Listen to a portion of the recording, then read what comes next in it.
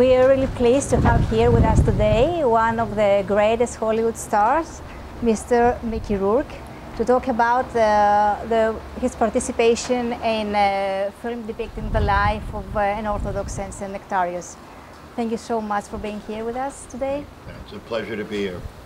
To start with, I would like to ask you, what was the thing that actually made you say yes to the proposal of taking part in this movie? The main thing? Yeah, the main reason. I'm sitting next to her. So, did you know Mrs. Popovich before? No, just from conversation I could tell that her heart and her integrity were in the right place.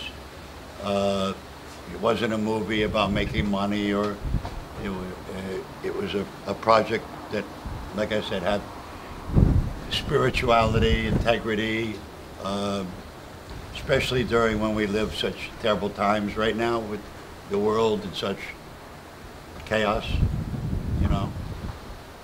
And she's very much like does films that she believes in, and not films to make millions of dollars, you know. And you're playing the role of a paralyzed man. Yes. Who is believed to have been healed by Saint Nectarius. So it's a very demanding character. And how was the experience during the filming of this miracle scene? Well, in life, you know, there's little miracles and there's big miracles. I've experienced both. So I do believe in miracles, but I only believe in miracles through God.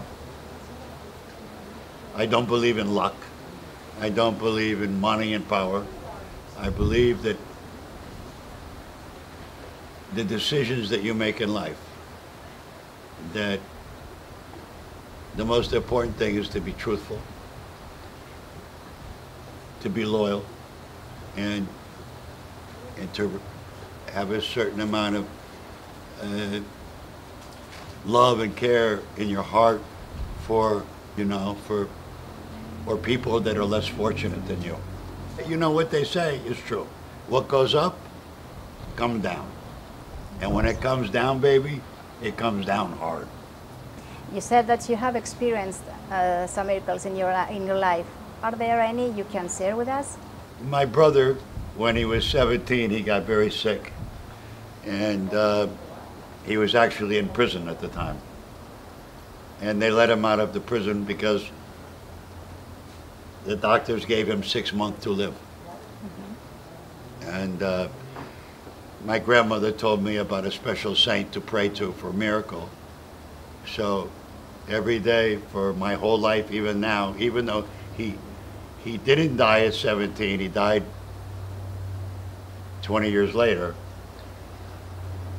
But it was a miracle that he lived as long as he did.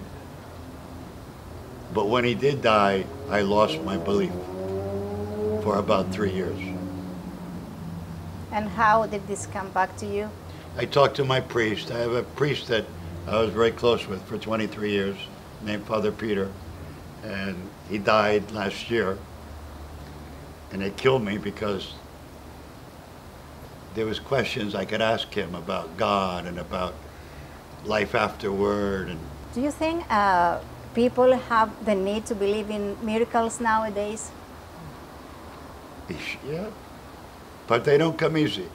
My priest said to me one time something, I was asking him about something that was important to me, causing me great pain. And I was praying day and night. And he said to me, Mickey,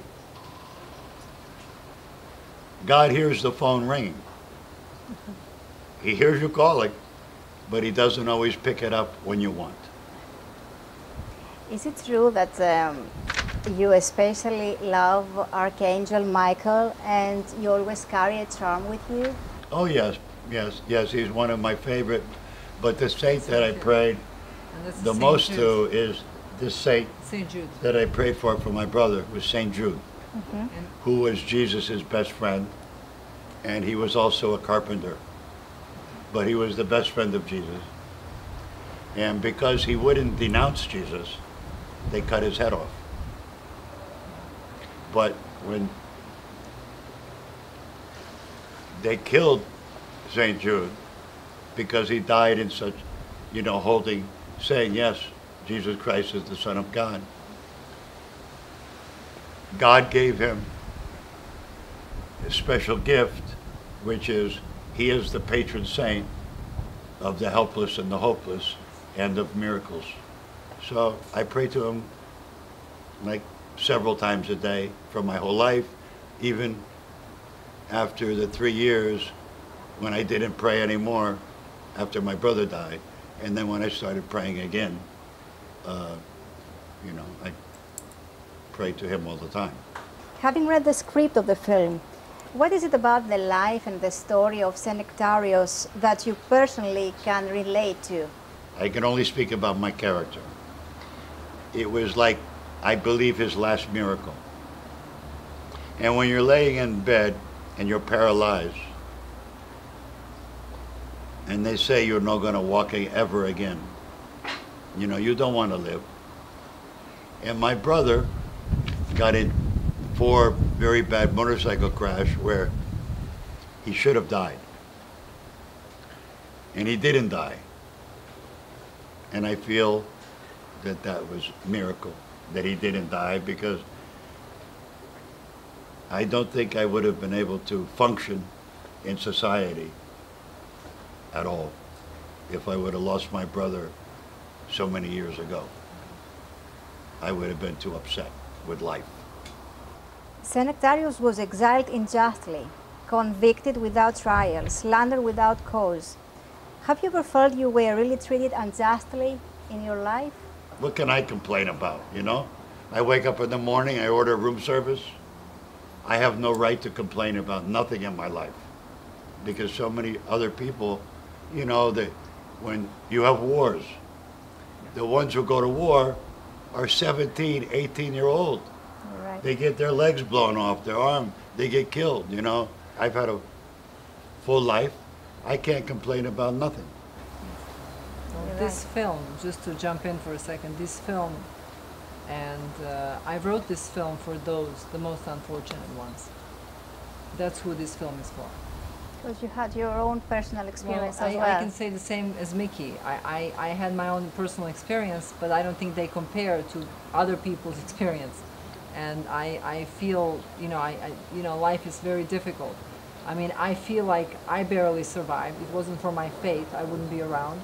But I can imagine, I look at people that like you say, have been in war, lost the whole families, their children, I don't know how they got through. Yeah. And this is for them. This is for those who suffer the most. How was the cooperation with the Greek actors, the Greek crew? Everything was really like working with Ava here. She helped me out to do a scene that was very important for me. I had her hold a picture of my brother. And because she's so, like a very pure, sympathetic person, I chose her to use to hold my brother's picture when I had to do something.